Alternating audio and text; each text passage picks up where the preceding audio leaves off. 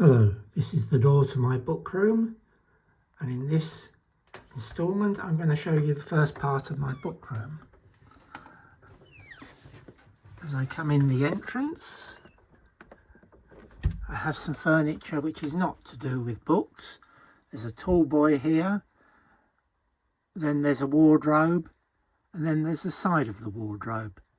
And on that I've stuck a poster that was given to me by Alton Purser at PicoCon about 8 years ago.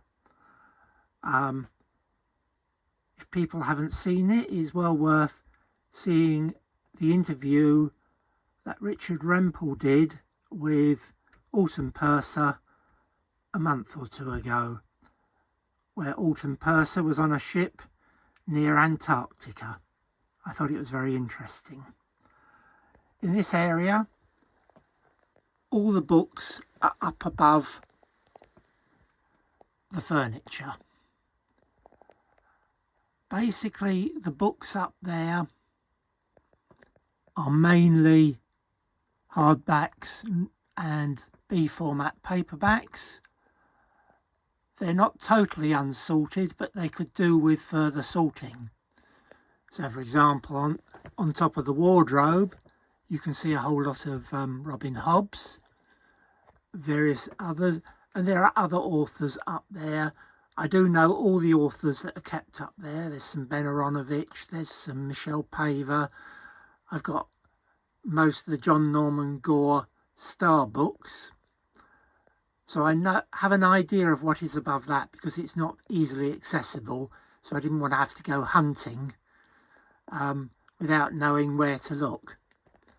On top of this tall boy, I have a number of Christopher Priests there.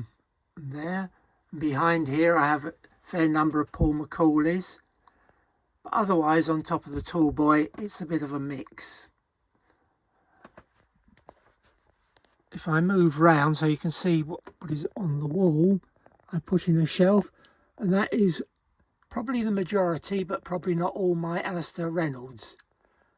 I suspect about half of those are signed, but without checking, I can't say immediately.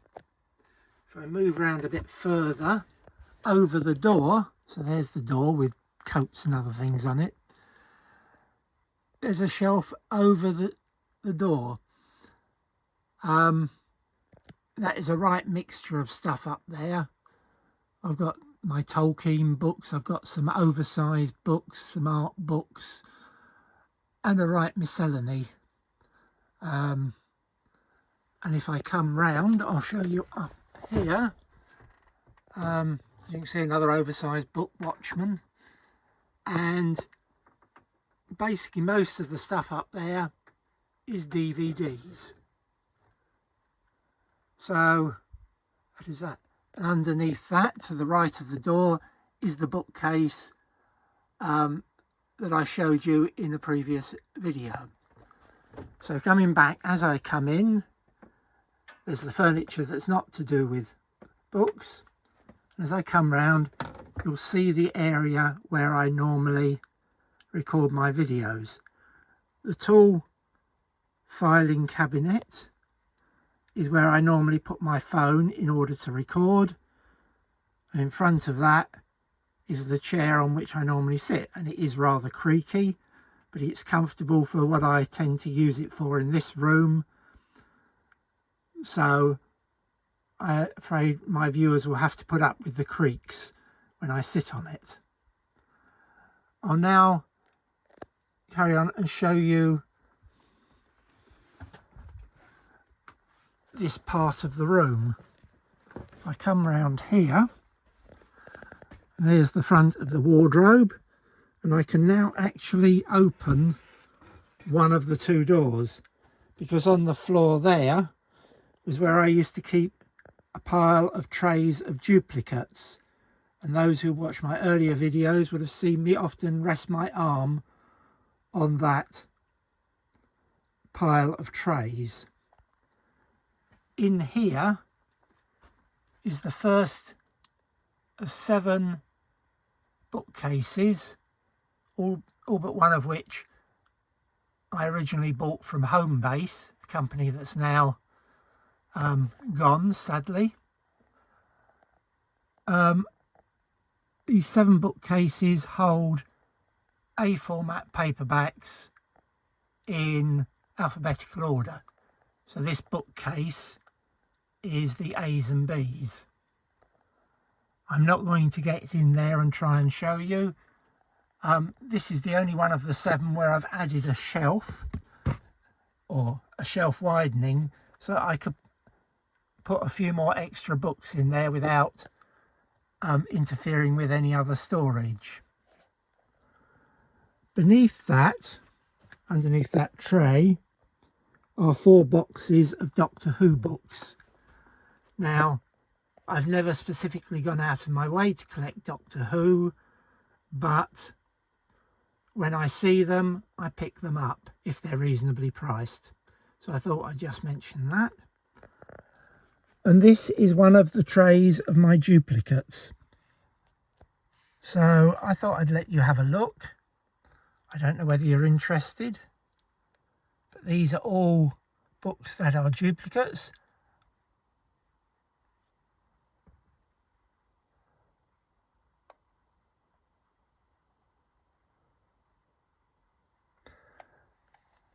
Those of you who watch my last video on book haul will also know I mentioned an unhaul where I cleared 2 trays of duplicates. By and large, perhaps the less desirable, the less collectible. But basically all my duplicates are for sale if anyone wanted them. As I come round, that is the last one of the 7 covering A format paperbacks, and I will not go any further round that way. And here is a pile of trays of duplicates. And I have 2 trays at the bottom which are hardbacks, one above is B format paperbacks, and I spent the last day or 2 trying to reorganise all my duplicates or spares, and then some trays on top. Now, I always think a book haul video should show you some books, so I'll quickly show you what I have in some of those trays. So I will pause the video and I do it. Firstly, a little one for the overflow. As you can see, there's 3 Donnings, which are duplicates. This book is The Prisoner in the Opal, which was a book that was one of the Ballantine Adult Fantasy series. This is a 2nd printing. I think I paid 50p for it, took a chance, but to be honest I don't really want to keep it. I've got the paperback. And then on this side I've got 3 Galaxy novels, which are duplicates. I have all the Galaxy novels but not all the subsequent Beacon paperbacks.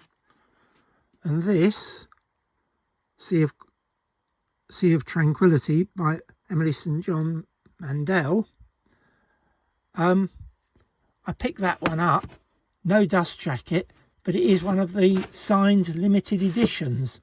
So maybe at some stage I will pick up a dust jacket, but I'd be quite happy to part with that because I have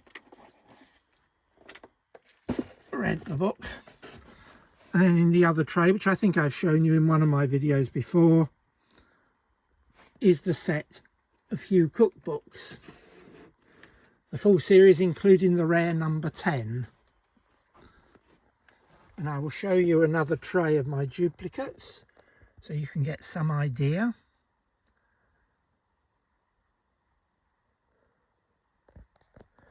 By and large, I've always tended to try and clear the less desirable ones in preference to the better ones. So here, for example, I have the set of 5 Timescape Retief books by Keith Laumer, and one of those is signed by the Haldimans. That that one is signed, I think.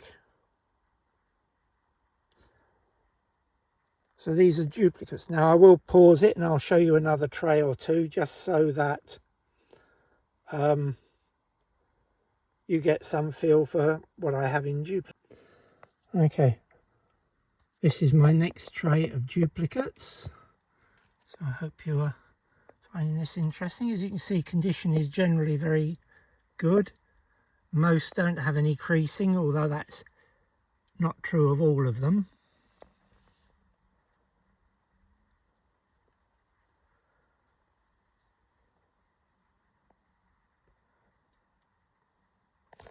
Right, I will not go any further down that pile because it's awkward getting it in and out, but I will show you some more duplicates in a minute.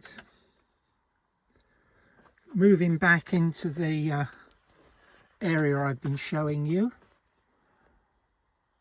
in this pile in front is ones I haven't found a home for yet, including most of the April book haul on top.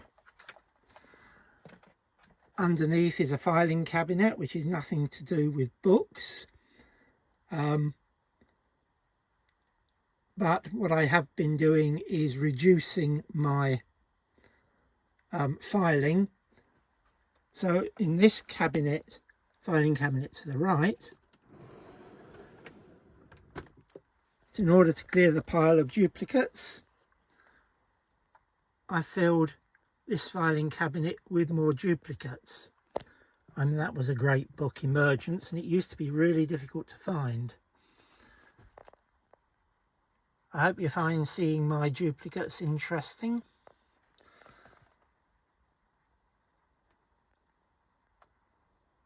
And what I will say is in each drawer it is double stacked. I have got more duplicates underneath. I will put those back.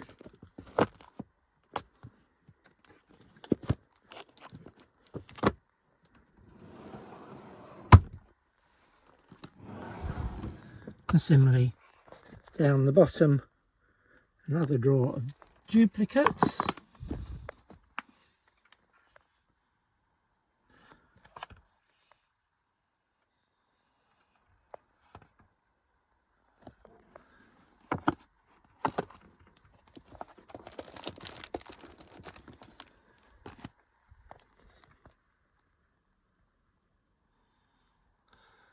Again, this drawer is double stacked, but I'm not going to go down and show you that. So that largely completes the books that I'm going to show you in detail.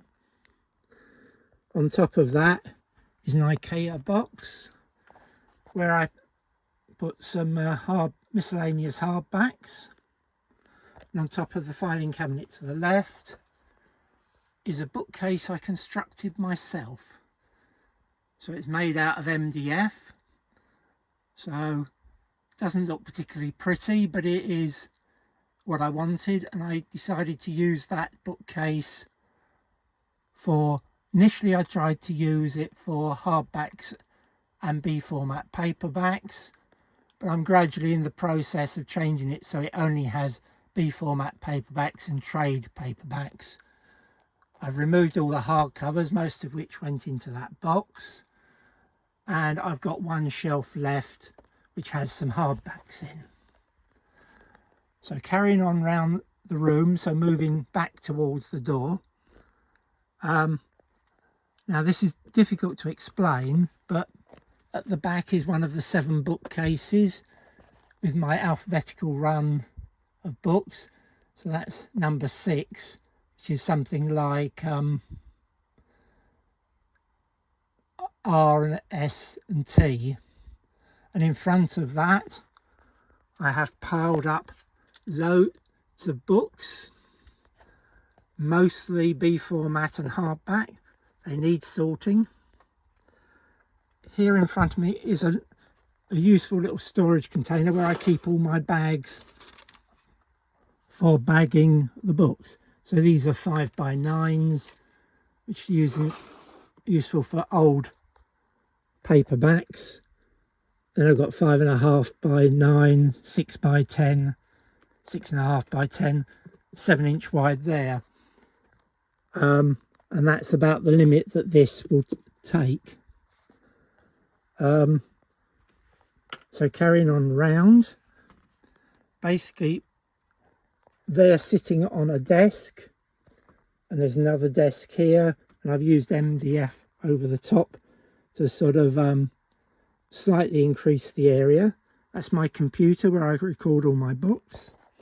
And underneath, if I come down, I've used the underside to store hardbacks. So I think there are about 250 or 300 under those two tables. And they're totally unsorted. I haven't got around to trying to work out what to do with those. Behind the table is the first of the bookcases that were fitted to the walls, and I've extended out or widened the shelves so I could put extra books in. So unfortunately, as I've created the extra shelving, I've filled it because I didn't have anywhere else to put stuff. So all I can say about that bookcase is the top two shelves on both sections of the bookcase are B format or hardback books. The next shelf down, which is this one, is mainly A format, but a mixture of stuff. And behind there, I've got all my L.E. Modesitt books. And then coming down, again, you can't really see, but you can see perhaps some behind.